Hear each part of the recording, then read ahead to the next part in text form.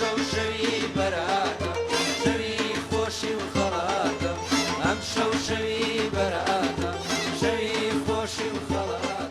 مێژووی شەوی بەرات ئەگەڕێتەوە بۆ سەردەمی میترایەکان، واتە 6 بۆ 7,000 ساڵ پێش ئێستا. هەموو بۆنە و یادەکان زیاتر سەرەتا لە هینی دینیەوە سەری هەڵدایا سەر چاوەی گرتووە و پاشان گۆڕانکاری بەسەر هاتووە بۆ بە جەژنێکی نەتەوەیی و ئەو جۆرە شتانە. بەراتش بە هەمان شێوە تەنها موڵکی ئاری نەژادەکانە کە نەتەوەی کوردیش یەکێکە لە ئاری نەژادەکان.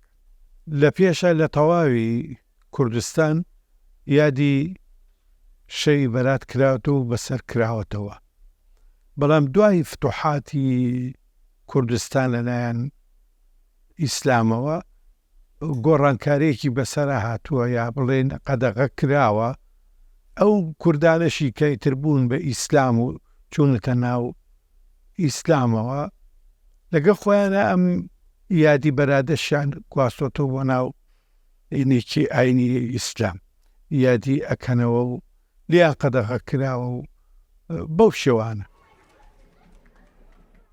شەوی بەرات سەرەتا لەگەڵ جەژنی نەورۆزا یەک جەشن بووە، ئەنی پێکەوە یادی کراوەتەوە، واتە هەموو یەکی یەکێک هی کوردی، واتە 21 سێی زاینی.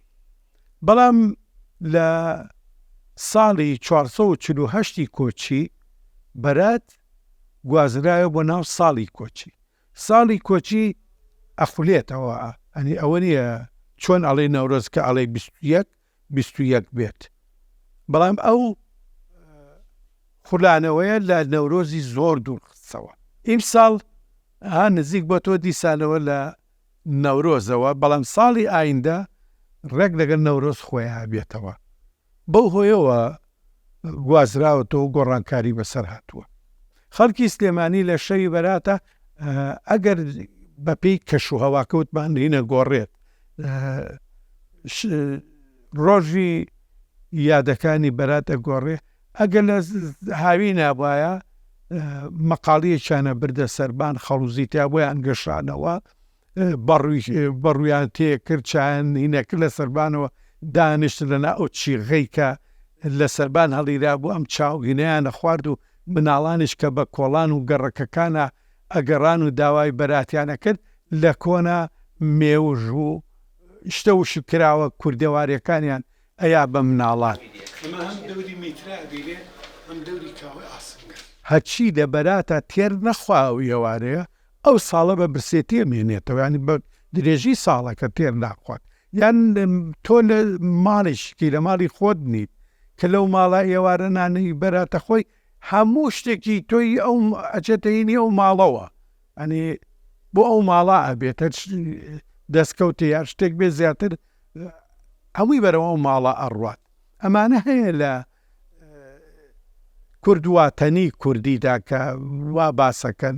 لای یێزیدیەکان بە تایبەتی ئەو شەوە تاکو بەیانی نانون دانشن چاوەڕێی سیمرخەکەن کە مەلەک تاوس بە بڕوای ئەوانەم شەوەیە یەت ئاو پرژێ نەکات، چێت کێ ئاوی بەرکەوێ ئەو ساڵە شانسیە بێت و هەموو خۆشیەک ڕووی تێکات.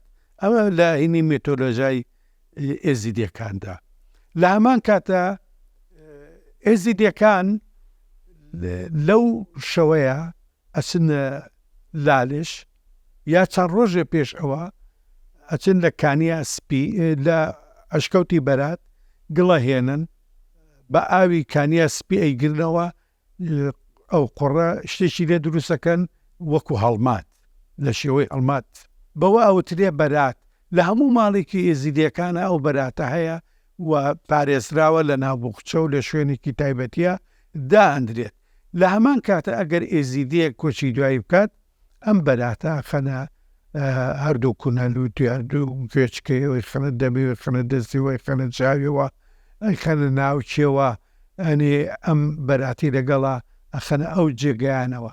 لە هەمان کاتە ئەگەر شەڕێک لە بینی دوو ماڵایە دوو عەشرەتەیە دوو بنە ماڵەیەکا بێت فەقیر کە یەکێکە لە کەسە کۆمەڵایەتەکانی ناو برا وشک و برای زیتەکان ئەو بەراتە ئەگرێ بەدەستیەوە ئەچێتە ناوبینەکەەوە ئەو شەڕە ڕاگیرێ و کۆتایی بە شەڕەکەیە. بەرات ناسنامەی ڕەسەنی کووردە، ناسنامەی کووردە.